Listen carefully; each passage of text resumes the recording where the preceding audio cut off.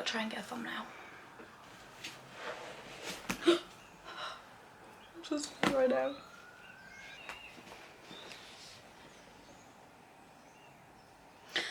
Hi guys, welcome to the video. Today I'm doing a ranking the books that I read in 2023, and these are the books that I've read. Okay, right, I have organised my books in order. So I read 14 fiction books in 2023. Today I am going to rank them in order of least favourite to favourite. So I'm going to start off with my least favourite reads, and then I'm going to go on to my favourite. It was really hard to kind of figure out my favourites besides number one. Number one obviously is the one I'm most excited to talk about. I'm going to start off with Too Late by Colleen Hoover. This is like a darker romance. There is definitely some trigger warnings for this book that you should look up before you read this, but this was one of the first few books that Colleen wrote but didn't get published until last year. So I picked it up, I think it was pretty much as soon as it came out. This is basically about Sloane, who is in a relationship with this guy called Asa, who is a drug dealer, and he kind of like runs this drug ring. Don't know if that's exactly the right term, but he's a drug trafficker. You follow Sloane, she's in a relationship with Asa, and this relationship can be quite toxic and unhealthy a lot of the time from what we see. And then in comes this guy called Carter, who is an undercover DEA agent. Don't know what that stands for. Presume it's kind of like the FBI. He comes in, obviously he's undercover, no one knows this, and he sees how Sloane is being treated, and he's kind of like, what the fuck is going on here? But obviously he can't develop feelings for anyone in this situation because of his job. You see him, like everything that happens from his POV, and you also see everything from Sloane's POV and Ace's POV. So that is the one thing I actually really liked about this book, was I think it's triple POV. Sloane, Carter and Asa, but you don't see it from Asa's point of view till towards the end, as far as I'm aware.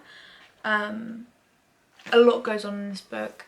It definitely isn't for younger people. I wouldn't read this if you're probably under the age of 18. I just really didn't enjoy it that much. It put me in a bit of a book slump, but I wanted to know what happened, if that makes sense. I still, despite not liking what the book was about, I wanted to know what happened with Sloane towards the end and Carter. This was number 14, definitely my least favourite book of the year. This was actually the first one I decided what to rank it, was this one. But it is definitely more of like a thriller. It's not romance-y really, it's not lovey-dovey.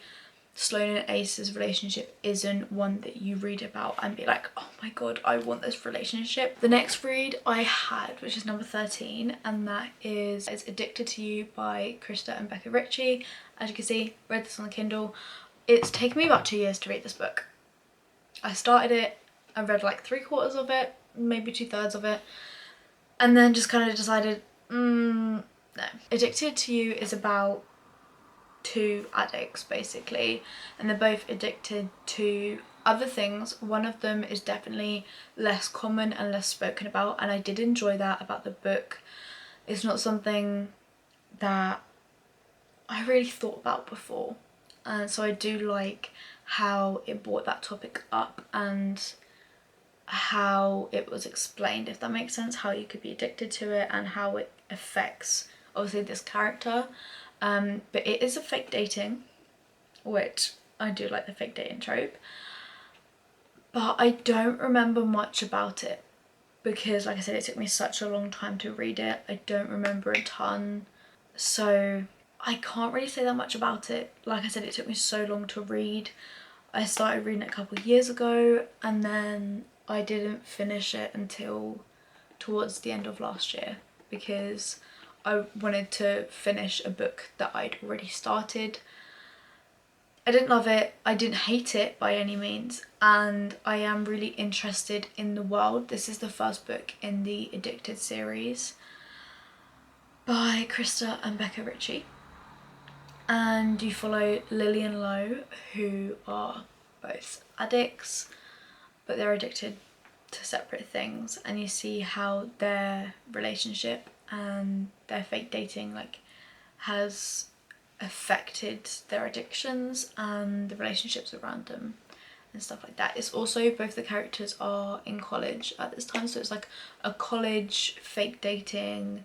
It is set like all the characters come from wealthy families, but at least I'm pretty sure the main characters in this, all of them come from wealthy families. And I know that throughout the series you get books for each of the couples, so I probably will read the next book in this series, because I do think that I just didn't give it the best shot, because like I said, I started it and then I didn't finish until a couple years later.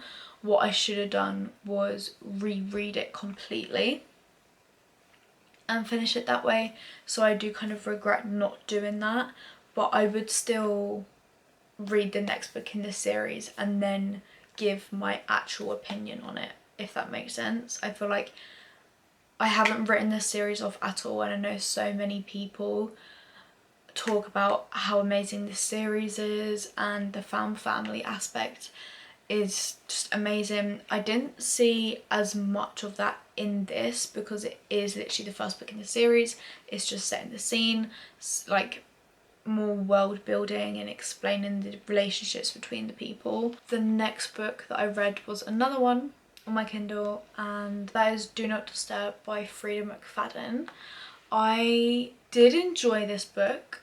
I read it really quickly. Freida McFadden is always a really quick, fast-paced author, in my experience at least. You follow Quinn, who she's going on the run. She gets to this motel, and it's quite like a rundown motel. There's kind of like a resident of the motel who basically lives there, and she's lived there for a long time. Her name is Greta.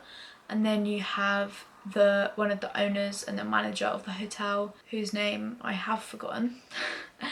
And then you have his wife, who also I think owns the hotel. I did like the storyline with his wife in some parts, about how she grieved her life and the depression that she kind of fell into after she got ill. You do get to read from her perspective at some point, where she talks about how this condition is affecting her, and you can see that deterioration. And as someone who has a disability that has gotten worse over time, I did enjoy seeing that representation in books. So I did really enjoy that aspect of it. The main character's sister is trying to find out like what the fuck is going on, because her sister's like blown her off, and she's just like, okay, I'm going out of town.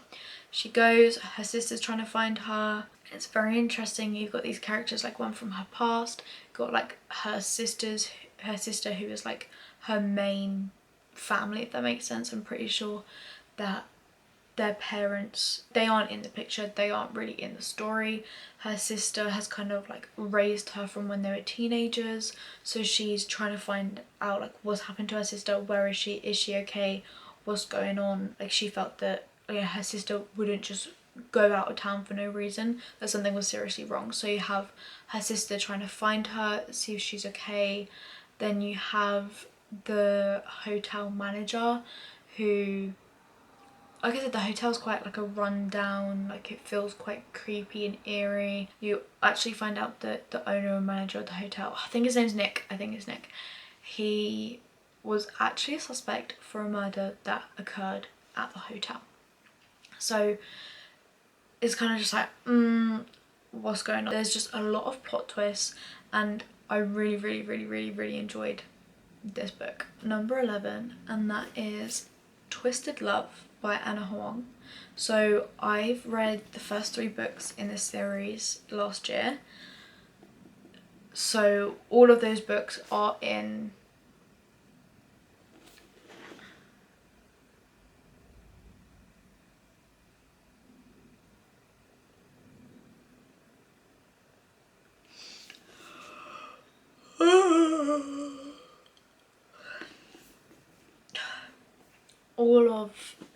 these books are in this video. I'm going to talk about all of them. This is number 11. This is a brother's best friend. It's kind of enemies to lovers, like a little bit. I wouldn't say they're like the most like sworn off enemies. They don't like hate each other, I don't think. And the main characters in this are Ava and Alex. Ava is a college student. I think she does photography. She definitely does photography in general, but I can't remember if that is what she does in college. But she's a college student, and her brother Josh is going away for, I think it's a year. So Ava's family is a little bit complicated. Her mother died and she has a slightly complicated relationship with her father. They aren't very close, so her closest family member that she has is her brother Josh. As he's moving away for his job, he asks his best friend Alex to kind of look out for Ava, make sure that she's okay. And so Alex moves in. I think he moves next door. It's kind of forced proximity in the sense that Alex is being told to look after Ava, make sure she's okay, make sure she doesn't get into trouble, make sure that, you know, nothing bad happens to her. I did really enjoy this. It isn't my favourite in the series, but it definitely is a good book. It's brother's best friend, it's neighbours, it's kind of forced proximity, and I wouldn't say it's enemies to lovers, but it's definitely like, I don't like you to begin with. Alex, he's a very powerful, wealthy man, and there's also this plotline of he's trying to get revenge for something that happened to his family, and that definitely adds to the story really well, and that is something that I really did enjoy, and I feel like it gives you that background information as to why he is the way he is. He's got like this hard exterior. Yeah, Alex and Ava, did enjoy this. This is book number 1 in the Twisted series. Next up, so Sick Kids in Love. This is YA teen romance, and this follows 2 kids. They're not literally kids, they're just younger, who both have chronic illnesses. That is kind of why I picked up this book. I wanted to read a book with like that chronic illness representation, because I find that I've read, you know, The Fault in Our Stars, Midnight Sun books. I think they're literally the only books I've read with teens with like health conditions, disabilities, that sort of stuff. And 5 Feet Apart, read that as well. And not that they all die in those, but like it's a different sort of representation to ones that I can relate to. The main character has rheumatoid arthritis, and that is one thing that I really enjoyed about this book, was the representation that comes with, you know, chronic illnesses, but also how it affects your social life, your friendship groups, your school life, all this and that. Really enjoyed that about this book, because it's something that my like high school self can definitely relate to. So I really enjoyed this. The love interest also has a condition. I don't remember what it is. It doesn't say on the back, it just said it's one that she's never even heard of. So I really enjoyed that. It does also have like LGBTQ characters in it as well, which is nice to see. I kind of don't understand why this book, I've never heard about it anywhere else, I've never seen anyone else read it, and I don't really understand why. But the main character is really interesting. She is kind of like a journalist, like her hobby is journalism. She writes an article for her school paper where she goes around and asks people questions, and you actually do get to read those questions and answers in the book. So like this is one of them, and it basically just has like these questions and answers. I did really enjoy this read, and I really wanted to rank this book higher up, but I couldn't, because I did read some really good books last year. Next up, we have Twisted Hate. And this was number 3 in the Twisted series. This is best friend's brother. Definitely enemies to lovers, like definitely enemies to lovers. And I really enjoy that. It's also like forced proximity at some point as well, which definitely adds to the story. And this is about, so Ava's brother Josh, who I spoke about when I was talking about Twisted Love, he is the main character, he is the male love interest, and then one of Ava's friends, Jules. I love this. This is probably the most powerful enemies to lovers that I've read, like the most.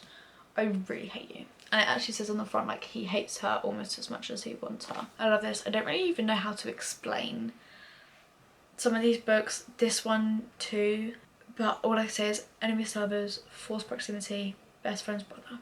Next up we have The Perfect Marriage by Jeneva Rose, and this follows a husband and wife called Adam and Sarah. I think the main character's called. Sarah is a very successful lawyer, and Adam has just been named like pretty much the #1 suspect in his mistress's murder.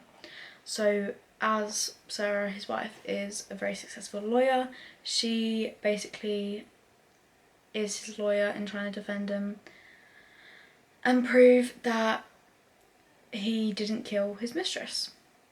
This is a very interesting story.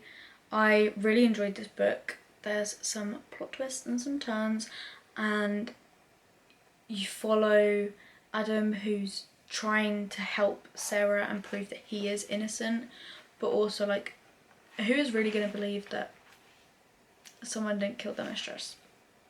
Like, it's a very tough situation to be in. Obviously there's Sarah's, okay, but is he actually innocent?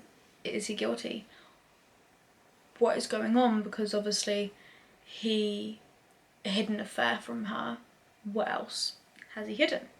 So very interesting read. I really enjoyed this one and I would recommend it to anyone who likes thrillers. Next up, number 7, we have Malibu Rising by Taylor Jenkins Reid. I love Taylor Jenkins Reid's books. Love this one. This is an alternating timeline, which I love. Alternating timeline, multiple POV, like what else do you need?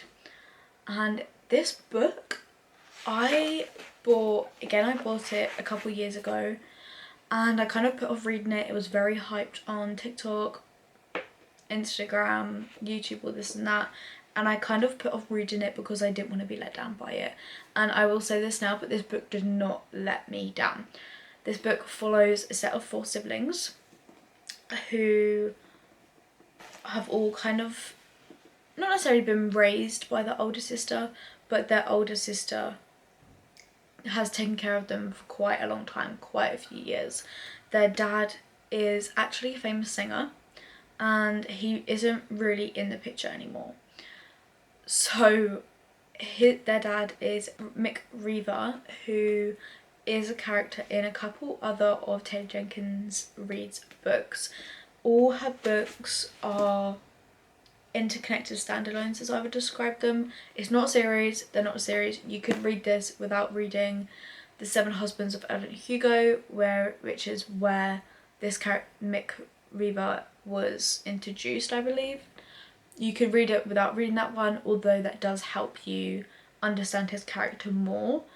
But you could still read this without reading 7 Husbands if you wanted to. Like I said, it's an alternating timeline, so you do actually get to see what their parents' relationship was like, what their mum was like, what their dad was like, and kind of like how they were raised and brought up. And basically every year they throw a big massive party, and one year this party goes completely wrong. The house is up in flames. It's a very fast-paced book. Okay, so part 1 starts at 7 AM. The last chapter in the book is 5 AM. So it spans over about a 24-hour period of time. And oh my god, this book I read quite quickly, couldn't put it down. This is set in 1983, so technically I think it counts as a historical fiction as well, which isn't something I've really read much of, and I really enjoyed in this book. Now, number 6 is The Housemaid by Freida McFadden.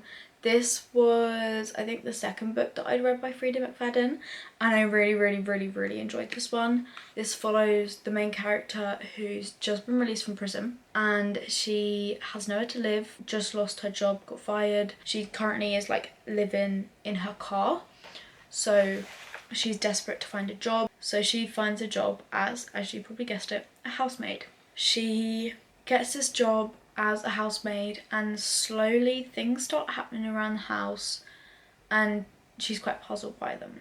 The like mum of the family, the wife, I've forgotten her name, which one, not using her name, but she has a daughter and she's married to Andrew, who is the husband, and she starts acting weird and doing things that kind of make the main character look like she's really bad at her job. She's kind of trying to catch her out and just like, why is she doing this? Like, what exactly is her reasoning? You also do get multiple POVs throughout this book. I find that with Freida McFadden, towards the end is when you start getting other characters' POVs. It's not necessarily like a one chapter this person, next chapter another person. And I think that's where I'm going to stop explaining it because I don't want to give anything away. That leads me on to number 5, which is Never Lie by Freida McFadden. This was the first book that I ever read on my Kindle. This was the first book that I read by Freida McFadden, and I knew as soon as I got my Kindle that I wanted to read a Freida McFadden book. So I read Never Lie, which is about this couple who are going to tour a house.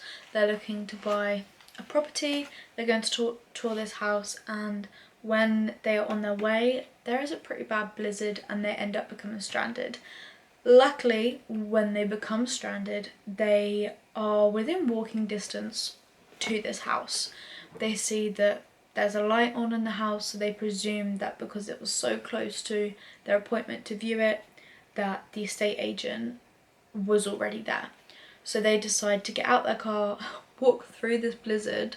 I think like they bought on like the main road here, and they just had to kind of walk like over here to get to the property. They get there and they knock on the door, no one answers. They think, oh, okay, maybe because it's probably a big house.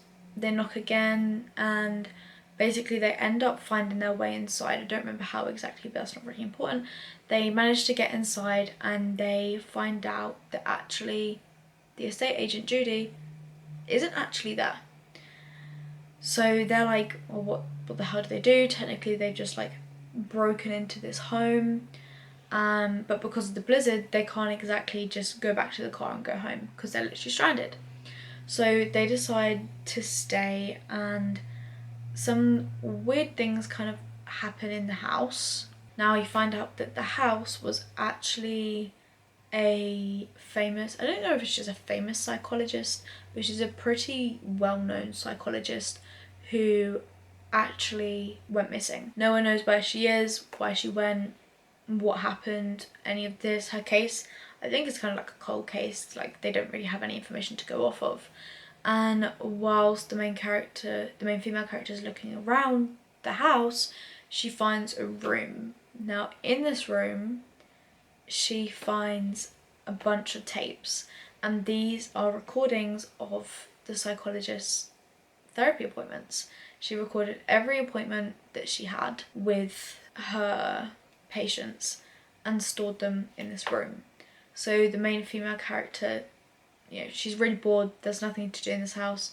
She starts listening to these tapes, and then it flashes back to the psychologist's POV, which obviously is in a previous timeline, so it is kind of like alternating timeline. Got me hooked on Freida McFadden's books. Number 4 is Icebreaker by Hannah Grace. I really enjoyed this book. This has been pretty hyped up on TikTok, and this is a sports romance between a hockey player and a figure skater called Anastasia and Nate. They're both college students, and it's kind of due to an incident that occurred at the university. They are forced to work together. So it's a forced proximity, sports romance. college era of their life. Spicy, so 18 plus, and definitely not for people who don't enjoy reading spice, because it is, I won't say like it's a big part of the book in the sense of the plot, because there is a plot outside of the spice, but it definitely does go into detail. I really enjoyed it, and I have got the second book ready to read called Wildfire, and Hannah Grace has announced the third book, which is releasing in summer of this year, I think it is. So it is a series, and each series follows a different person in this friendship group. I loved the fan family in this book. Absolutely loved it. Anastasia is away from her family, like I said, she's at university. Nate, from what I remember, isn't like particularly close with his family, so obviously they have to find the family around them when they're at university. Number 3, we actually have a debut novel which was released last year. I went to the book launch for it, and I actually got myself the signed edition. That is Compulsion by Flo Kingfisher. I was a bit scared because I don't love reading third person. I'm not usually a big fan. It makes me feel kind of disconnected from the characters. And this book is in third person. However, I ate this up. I devoured it. It is a thriller, psychological thriller, I believe. And it is about this guy. He sees this girl and he kind of automatically falls in love with her. He believes that they're meant to be together and that she loves him, and she's kind of playing this game of hard to get with him. And you want to find out, you know, why is it that he believes that this woman is in love with him and he's in love with her when they're literally strangers, they've never met. I really, like I said, really enjoyed this book. Psychological thriller. Even though it was in third person, I still loved this book, and that is what I really loved about it. Was it didn't make me feel the way that I usually do when I read third person. Number 2 is One True Loves by Taylor Jenkins Reid. So this is a love triangle, high school sweethearts romance, and this is about Emma, who is married to a high school sweetheart, Jesse, and I think they were together for around 10 years before they get married. And then the day before their 1-year wedding anniversary, Jesse is on a work trip and he's on this helicopter that goes missing. He's presumed dead from this point onwards, as they couldn't find him. No one knows what happened, so he's presumed dead. Emma, you know, she's back in her hometown, she's grieved, she's trying to live her life after losing her husband, and that's when she meets Sam, who is this guy that she also knew in high school, but they were never together, if that makes sense. And then one day she's at dinner and her phone starts ringing, and it is her husband. So Sam and Emma are engaged at this point, and then she gets a call from her husband saying he's coming home. And obviously she's like, what the fuck, like, I thought you were dead, what's going on? So now everything's kind of up in the air, and she has to choose between Jesse and Sam, which obviously is like, how the hell do you even decide that? I love this book, devoured it within a few days. My number 1 book of 2023 was Twisted Games by Anna Huang, aka Twisted number 2. This is Bodyguard and royalty. This is forced proximity, obviously, because he's a bodyguard. I would say like it's Grumpy Sunshine as well, but she's in line for the throne, and her bodyguard, who she's been with for a very long time and she's quite close to, is leaving, and therefore she's assigned a new bodyguard. And oh my god, just love this book. I love Reese. I think Reese, who's the bodyguard, is my favourite book boyfriend from this series, and just one of my favourite book boyfriends in general. You also have like the aspect of it's forbidden because he isn't royalty, so like they couldn't actually be together, and because she's in line for the throne, when her brother, I think the word is abdicates, she is then next in line for the throne. So now the pressure's on her to find a politically like approved husband, basically. Forced proximity, Grumpy Sunshine, Bodyguard royalty, forbidden relationship.